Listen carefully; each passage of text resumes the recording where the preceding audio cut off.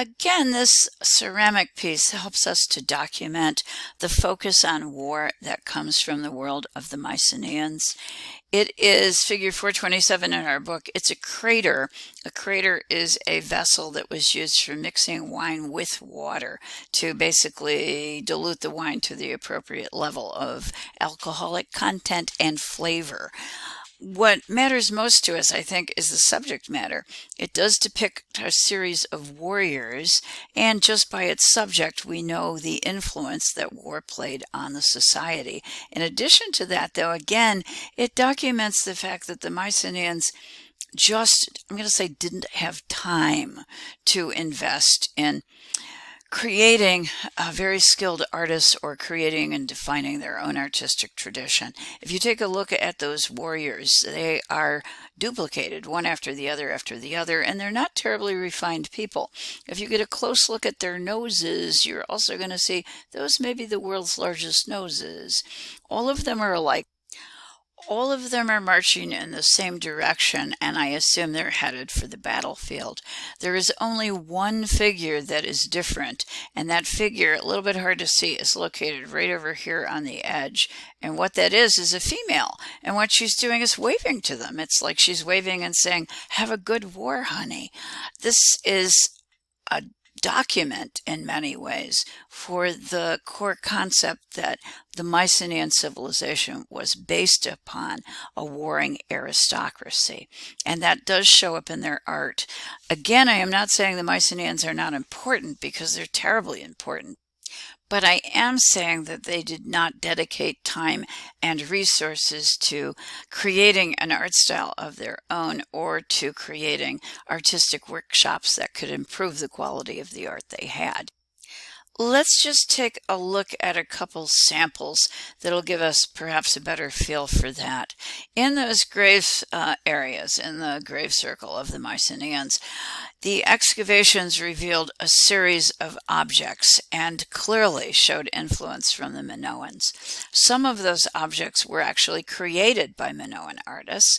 Others were created by Mycenaean artists who are looking at or being influenced by the Minoans, and some of them, in fact, may have actually perhaps even gone to the Minoan centers and learned style and created works there. So I have 3 objects up on the screen, and I guess if we were in the classroom, I'd be asking you, which one of these is purely Mycenaean in creation? Which one had very little input from Minoan artists? And as you look at these, I think you're going to pick the one in the upper right.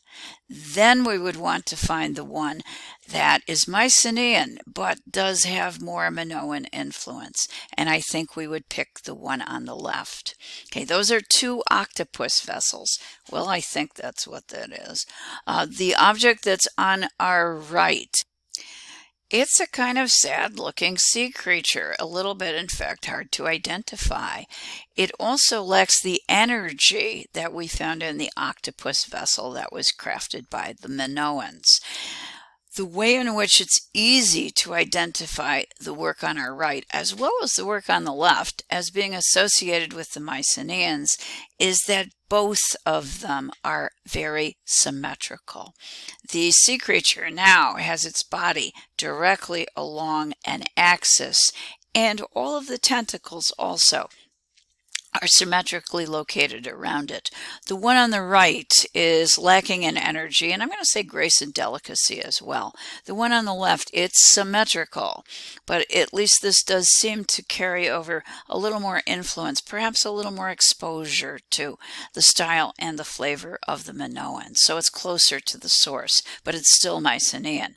The object below, which was excavated from the grave circle, it's one of the treasures from the grave circle, we think was actually done on commission. The Mycenaeans requested a Minoan artist to craft this dagger blade. And of course, the fact that it's a military weapon to begin with suggests that it is an appropriate object to go into the grave to serve the Mycenaean dead person in the next world. Let's take just a closer look. This will give you a little bit of a sense of how this can be interpreted or identified as Minoan. It is a lion hunt. Okay, there were no lions in Greece, so this is an imported subject gained through influence through trade, probably with the ancient Near East. Nevertheless, we have lions, and the lions are pretty graceful. They're also caught in motion. And the one I like best, I guess, is this cat. Its head turned back. We have a sweeping line to the back and a sweeping line to the tail. And the belly of our animal is also curving. This should bring to mind the bull leaping fresco. So there is a sense of movement. There's a sense of curving line, continuous curving line that is typical of Minoan art. The image that I have lower left is also typical of Minoan figures with a pinched waist, but a kind of elegant and delicate quality that goes along with Minoan art in general. So what this tells us is that there was a rich blending and mixing of traditions, Mycenaean and Minoan. It also tells us that it's easy to tell these apart. And that is true here also. You have one of these cups in your textbook, and it is figure 424. This is the image that you have in your textbook right down here in the bottom, and up at the top there are two roll-out drawings so you can see what these two cups actually depict. And as I said, one is Minoan and one is Mycenaean, and it is easy to pick out the differences. The one that our book has selected for us is in fact the Minoan cup, which is this one right here. And both of these depict bull capturing, to go out and capture a bull, almost certainly for purposes of sacrifice, which we discussed in the bull leaping ritual. But they're done in very different styles, and they're also done with very, very different moods or approaches. The cup that our textbook author has selected for us, the Minoan cup, is a much more peaceful version of a bull capture. How do you capture a bull? Well, the Minoans did that, or at least according to the cup, by putting in a decoy, and that decoy would be the female bull. So right here, almost in the center of our rollout, is the image that we get a detail of down here on my screen. And what you see is the male bull coming over because he sees a sweetie, and he's coming up and he's kind of cuddling with her. It is the female who attracts the male bull, and then the Minoan will be able to capture the male bull, which he's doing right here. He's tying up his leg, and that's what you're looking at on the vessel here. This is also an image that is filled with rather sophisticated detail, and detail that's drawn from the natural world, in particular the trees, the vegetation around the animals. This is a detail from the Mycenaean cup, and it shows the individuals, the people, actually trying to net the bull. And it is overall a more violent image, but it's also less detailed, a little less refined as well. And it's much more formally placed on the cup with a less graceful composition. Okay, so how do I prove that? Well, this stuff up here, whatever it is, I think it's vegetation, is simply creating a kind of frame around the animals, and it doesn't look very natural. In other words, it's a less sophisticated design. Let us take a look at another one of these slides, and we can, in this case, I think again see the reduction in detail, but we can also see an increase in violence when we compare the Mycenaean cup to the Minoan cup. This, in both of these images, this is a bull that has escaped from the net. The net is over here. The bull has come out, and what he's actually doing is charging a human who's actually shown upside down. This is the person's head and the feet of the human flailing up in the air. So it is an image that deals with themed violence between animal and human being. This is on the other side of the net, one of the bulls breaking free.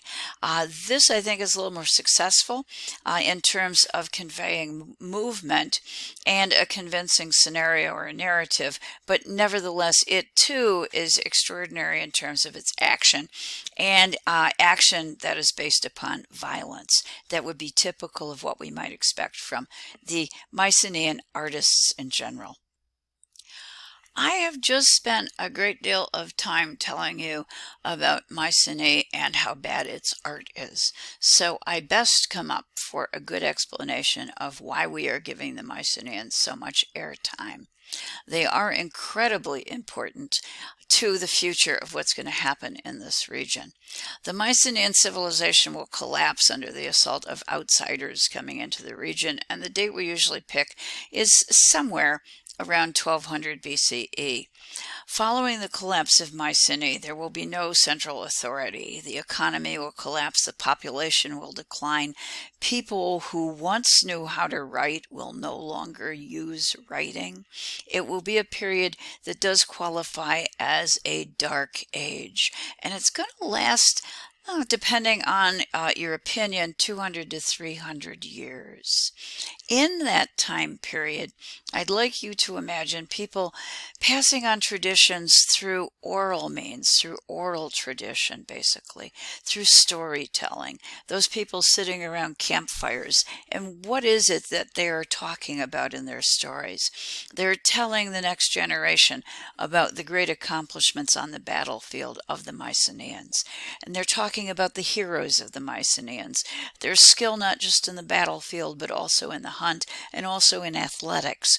What the Mycenaean stories that linger on will give to the people who come after them is a great idea of the hero and a great appreciation of the contribution of the individual and the potential for accomplishment of the individual. That's going to be picked up by a guy named Homer, we believe, around the 8th century BCE. And Homer is going to write these stories down. They will become the myths and the legends that will be the foundation for the ancient Greek world because of the importance the Greeks have in our own ideas of values.